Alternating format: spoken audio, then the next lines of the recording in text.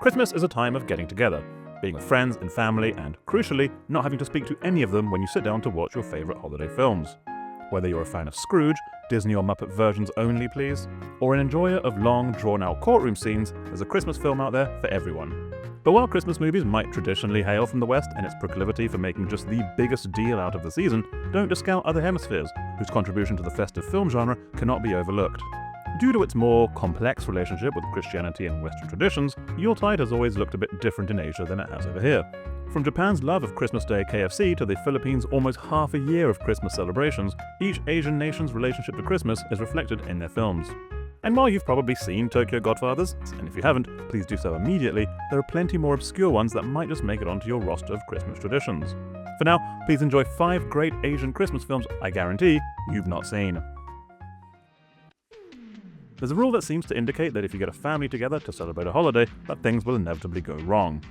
Well, that's true in any movie, you kind of need conflict to get things going. In the film world, holiday-related family get-togethers don't just have things go ordinarily wrong, they go catastrophically wrong. Clark Griswold kills a cat, a bunch of dogs ruin the Parker's Christmas dinner, the Cranks do whatever horrible things the Cranks did in their movie. Hijinks are bound to ensue, but in Clift & Co.'s 1984 goofy comedy Merry Christmas, things are a lot less ruinous and far more silly. The film centers on, as is typical for these kinds of movies, the father figure of the family. Carl Macker plays the cruelly but accurately named Baldy Mack, a widowed father of 3 who is unlucky in love and prone to misunderstandings and zany situations.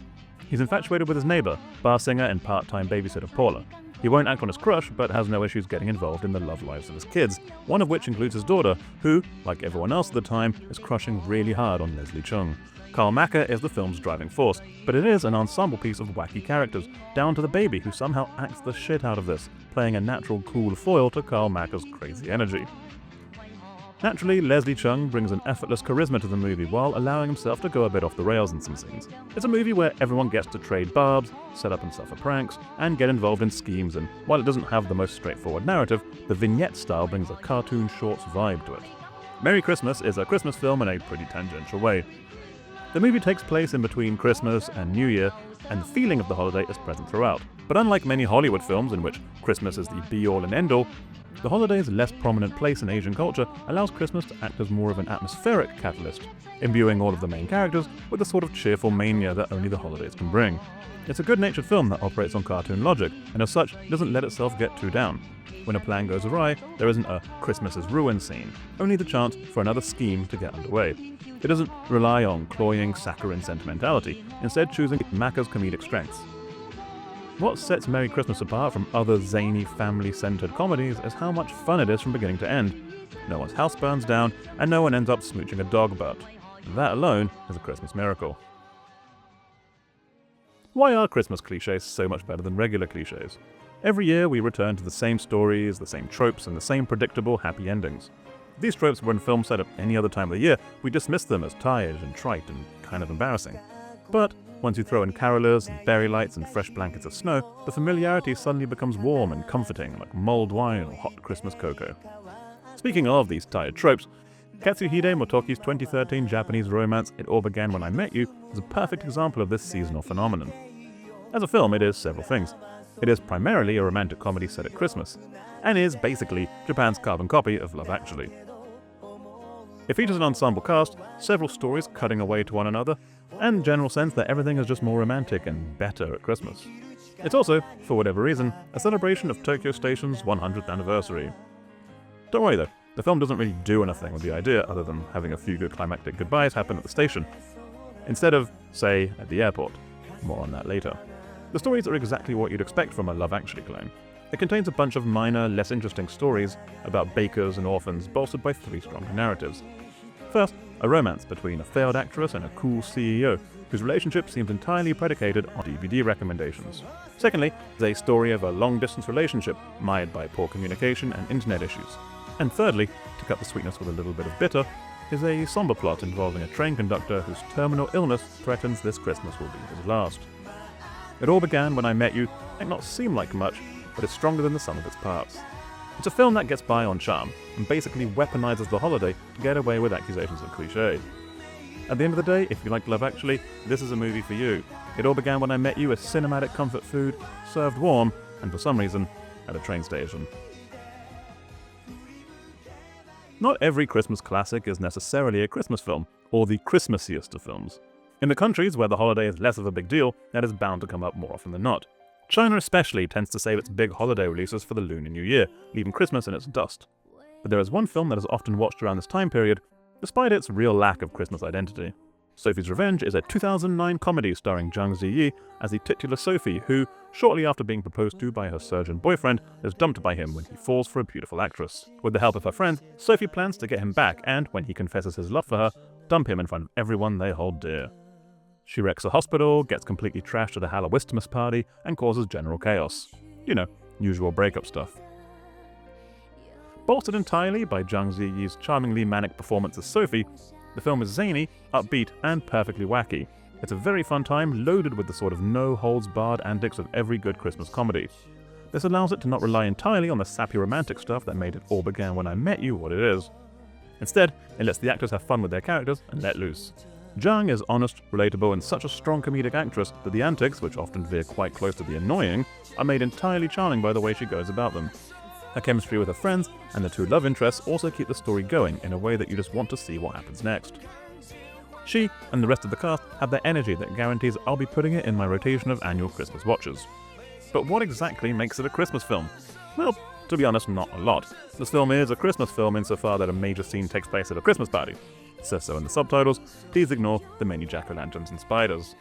But it's also the little things, the story beats, the bright colours, and the infectious good times that puts it squarely in the realm of holiday feel-good watches. And if there's anyone who's close to matching the Clark Griswold levels of madness, Sophie's your gal. Just keep her away from the wine. You know, as I mentioned with It All Began When I Met You, I thought I'd get through my list of Christmas movies with all their cliches and Christmas silliness without coming across the classic airport chase.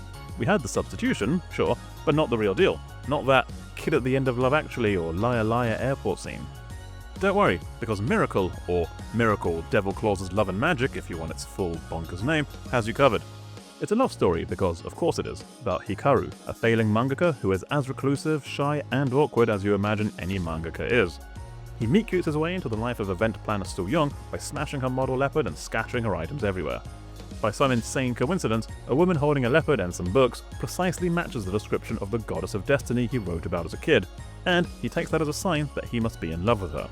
Thanks to the sort of coincidences that can only be granted by the gods of Christmas, she is organizing an event that Hikaru's childhood friend Anna is working on. Anna gets them to meet, but it's clear from the very beginning who's Hikaru's real love actually. And if you've never consumed any media ever, I'll give you a hint. It's Anna. Miracle is a fun, cute love story that will please the lovers of romance manga everywhere. From the childhood friend being the true love, to Hikaru's awesome and effortlessly cool friend and rival mangaka Kitayama, the story feels like an adaptation of some obscure series your friend will not shut up about. And I mean that in the most endearing way. Miracle does slice-of-life cutesy Christmas stuff and does it all with a little smile that you can't help but like. It isn't entirely standard issue though. What sets it apart are the fun scenes where Hikaru is talking to his subconscious, a little devil creature who represents all the evil that Santa Claus cannot have in his heart, on account of how good a guy he is. Devil Claus, as is his name, is the mischievous imp that acts as the voice on his shoulder, and even lets Hikaru act out when he imagines himself as an anime protag-kun. These scenes give the movie a little boost and lets it stand out in ways that countless Hallmark movies fail to do without having to bring a snowman to life or whatever it is they're up to these days. For all its appealing lameness, Miracle has remained a staple of Japanese Christmas watching. And, to be fair, that's probably why. Appealing lameness is kind of the calling card of Christmas romances everywhere. But most of them don't even have a weather-controlling cartoon devil, so there's that.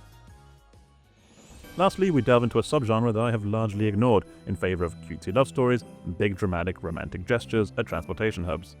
If your usual Christmas movie rotation consists largely of snow and Santa and predictable romances, then it is time to reboot your system. 2020's Magic Land is a big, heartfelt fantasy adventure that ditches the wooden trains and toy soldiers in favour of apps. In this case, it's a mobile RPG that is actually a living, breathing fantasy world. The movie is about 4 kids. Boy, Mara, Kit, and Pat are the top scorers of a mobile game called Magic Land. On Christmas Eve, the kids find themselves roaming the streets of Manila instead of being with their families, and are sucked into the game world, heralded as champions who will free the realm of the villainous Magrodo Ore. In order to do so, they must travel across the map and collect powerful magic items that will help them, and yeah, you get it. Unlike the other 4 entries on this list that are more aimed at grown-ups and families, Magic Land is more or less a kids' film, and it's a pretty solid one. It doesn't have the budget of a big Hollywood production, but it does have an incredible amount of ambition.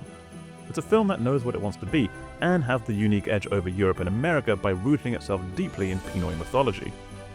Gone are snow-topped peaks and Santa's icy lair, replaced with tropical landscapes, mermaid caves, and the myth of the Filipino Bakunawa. And for its bona fides as a Christmas film, this movie is set during that time, but its true Christmas connection is in its themes. The 4 young heroes are all dealing with real-world holiday sadness, dying parents, family separation, and loneliness.